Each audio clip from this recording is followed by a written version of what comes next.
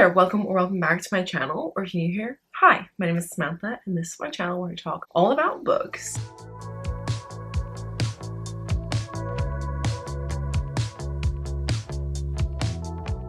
Anyway, today I'm coming to you with my first wrap-up of 2025. We're going to be chatting about all of the books that I read in the month of January. January was a bit of a crazy month. It was a very long month, so it felt. I think everyone always feels that way about January. But right towards the end of January, I signed on to a course, and it was a course that you had to interview for, and they emailed me back the same day, scheduled an interview for the Monday, and that same day I got onto the course and started it. So far, I'm only a week in, and it's been pretty crazy because I went from having like the whole day to kind of plan for myself to being in class 10 till 4 every day. So yeah, I basically went from having loads of free time to like having the same hours as like a full-time job. Things have changed, but I still read a lot in January. I set myself a challenge at the beginning of the month to read 100 pages every day, and I wasn't 100% successful, but we'll talk about that actually right now during the stats portion, because if you've never watched one of my wrap-ups before, the way that I do things is that first of all, we will go over my stats, which I get from the story graph. Then we will talk about all of the books that I read and what I rated them, and then we'll go into reviews of books that I feel like I have more to say about. Let's start off with the stats. So in the month of January, I read 7 books, and I read a total of 3,026 pages. So I was only 74 pages short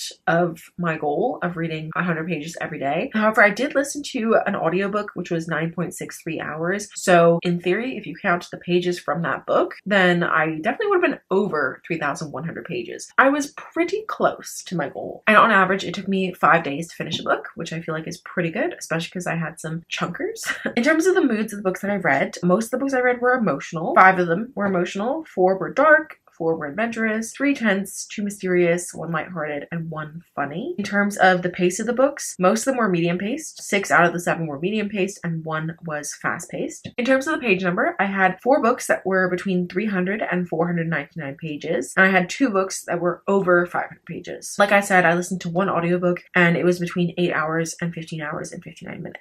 In terms of the fiction-nonfiction split, I didn't read any nonfiction in January. I did start a nonfiction book, and it was my plan to read a chapter every day, but I fell off of that. I think I did that for 2 days in a row, and then I fell off of it, and I've put that book on pause. In terms of the genre, I read 4 fantasy books, 3 romance, 2 contemporary, 1 thriller, 1 sports, that was like a sports romance, 1 mystery, and 1 literary. And then in terms of the format, I read 5 books in print, I read 1 book on audio, and I read 1 book digitally. And in terms of my star ratings, I had a pretty good month. My average rating was 3.75, which is pretty good if you compare it to last year where I had 3.2 rating overall, something like that. So yeah, compared to that, 3.75 is good. We're on track for my average of 3.5 for the year. We're actually ahead of the game at the moment. So yeah, I had 1 book that was 2.5 stars, 2 books that were 3 stars, 1 book that was 3.75. I had 2 books that were 4.5, and I had 1 book that was a 5-star read. Then in terms of my pages and minutes, I've already spoken a lot about this, but as you can see, I didn't actually read 100 pages every day, obviously. The lowest day I had was actually only 12 pages, which is not really anywhere near 100. And I had some which were like 40, some like 80, but then I also had days where I read 238 pages. So it averaged out to almost 100 pages a day, which is really what I was aiming for. So let's hope I can keep that momentum going this month. That's all for my stats. So now let's go over all of the books that I read and what I rated them. So the first book that I finished in the month of January and the first book that I finished in 2025 was Crown of Midnight by Sarah J. Maas. This was a reread and a carryover from December, and I gave this 4.5 stars. Then I read an arc of The Favorites by Lane Fargo, and I gave this 3 stars. Next, I read The Assassin's Blade, and again, this was a reread. I gave this 3.75. Next, I listened to the audiobook of Listen for the Lie by Amy Tintera. This was for the Buzzwordathon challenge of reading a book with truth or lies in the title. So I read this and I gave this 3 stars. Then I reread Air of Fire by Sarah J. Maas, and I gave this 4.5 stars. Then I reread Funny Story by Emily Henry. Yes, I read this for the first time in April last year, and I reread it in January. Don't ask questions. But this was actually my book club pick with my 2 besties. Neither of them had read it, and so we read it all together, and it was the best. I tabbed it and had such a wonderful time. And again, this was was 5 stars. Like, of course it was 5 stars. And I did finish one other book, but I'm not going to talk about it here because it will be in a video that's coming next week. It's my first episode of my TBR Tackle series that I'm going to be doing all year. And if you paid attention to the ratings, you could figure out what I rated that one, but I'm not going to tell you what book it is. You'll just have to wait for that video to come out next week. Yeah, those are all of the books. So now let's go into some more details about the ones that I feel like I have more to say about. And we're going to go in order from worst to best. So the first book I'm going to talk about is Listen for the Lie by Amy Tintera. Like I said, I give this 3 stars. So it wasn't a bad book. It just wasn't anything super special to me. I guess it was kind of unique, but I didn't love it. But let's go back a sec and talk about what this book is about. I have actually forgotten every single character's name, so that's not going to be helpful. But this book basically follows our main character, and she was living in a small town in Texas her whole life, but after her best friend is murdered, she ends up fleeing and going to California, but she has to come home for her grandmother's birthday, so she goes home. But the whole reason she's avoiding her hometown is because everybody in that town thinks that she murdered her best friend, and she actually doesn't know because she does not remember the events of that night. So she's very much like, I don't know, maybe I did kill her, who knows? Meanwhile, there's this podcaster who covers unsolved true crime stories, and he has picked up the case and is trying to kind of solve it. So he's currently in her small town interviewing people and trying to figure out what's going on. So when she goes home, she ends up meeting him and trying to help him because she wants to also know what happened to her friend. It's very weirdly written because her main character is pretty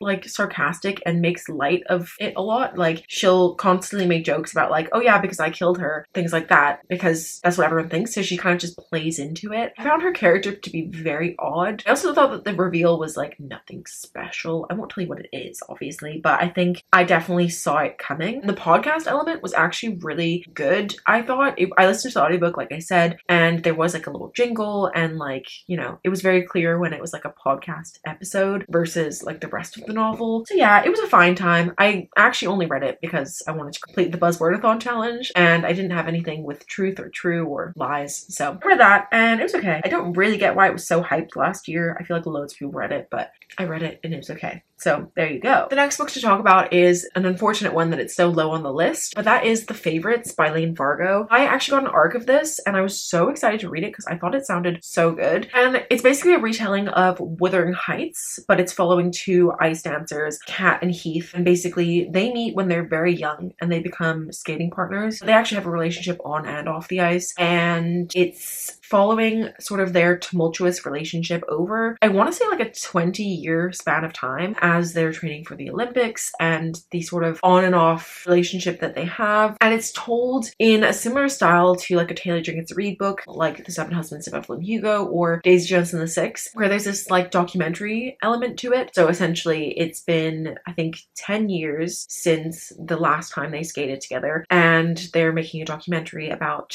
everything that went down, their whole career and everything. And this is Kat's sort of response to that documentary because she wants to tell the story her way. And so yeah, we have these little documentary snippets throughout. And this book, I feel like it was very frustrating to read. I think if you really like a toxic relationship, which is full of a lot of angst, a lot of miscommunication, then I think you'll enjoy this. I also think if you like the book Normal People by Sally Rooney, then you would like this, because I think something that I didn't like about Normal People was that I could not see why those characters would work out together. I kind of felt the same way about this book, where I was like, I actually cannot see why you two are so in love with each other. I don't get it. I found that to be very frustrating, and also a lot of the actions of the characters, and I didn't really feel super connected to them. It was disappointing for me. I didn't dislike it. Like I said, I gave it 3 stars. There were just issues that I had with it, and I felt like it was a little bit too drawn out. I was watching a video from Allie from Allie Does Read, and she described this book as like a tiring experience, and I would definitely say it's tiring because there's just so much emotion in it. I feel like it really tries and actually succeeds in evoking emotion from you, but there's so much of that, and then, you know, like disappointment, and I don't know, it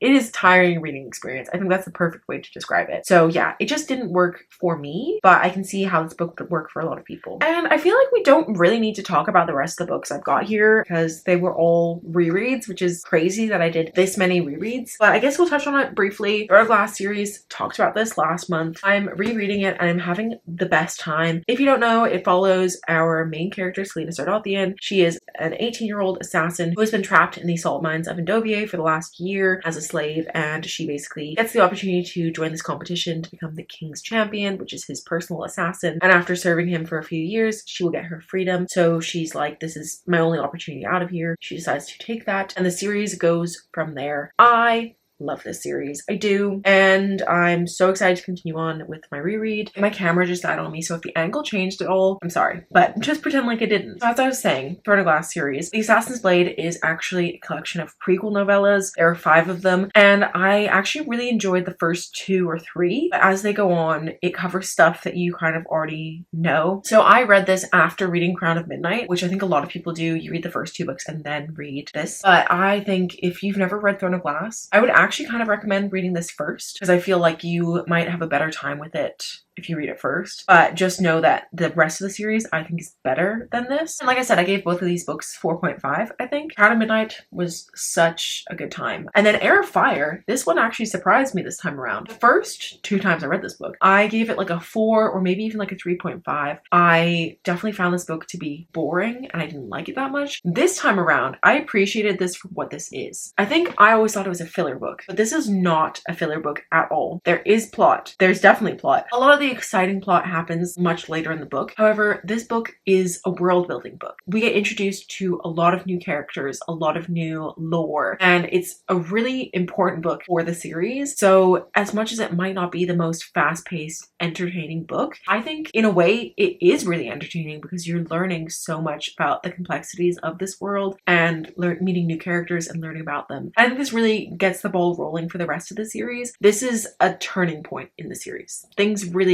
become very different from this book onwards. I enjoyed it so much more this time around, but I cannot wait for Queen of Shadows. That's going to be the next book I read, and I'm so excited. Yeah, that's the Throne of Glass series. I'm sorry, I will shut up about it at some point, but I just have to finish rereading the series and then I won't talk about it again for a good few years probably. And like I said, I also reread Funny Story, and this is my highest rated book of the month, a full 5 stars. I love it. I love Emily Henry, and I had such a good time rereading this one because I read it for my book club. This book follows our main characters, Daphne and Miles. They have both recently been dumped because essentially Daphne was dating this guy called Peter, and they were actually engaged, and on Peter's bachelor trip, his best friend Petra, who, you know, their whole relationship, Peter has always said, no, Petra's just a friend, like I see her like a cousin, we've just known each other forever. But on this bachelor trip, Petra confesses her love for him. And Peter's like, damn, I'm also in love with you and I never realized before. So Peter and Petra start dating, and Petra is Miles's ex. So Daphne and Miles end up having to live together. And one day a wedding invitation shows up for Miles and Daphne for Peter and Petra's wedding. So they decide to RSVP that they're going together. This book is so fun. In typically Emily Henry style, there are some familial drama aspects to it, but overall, it's a great time. It's so fun. It's funny.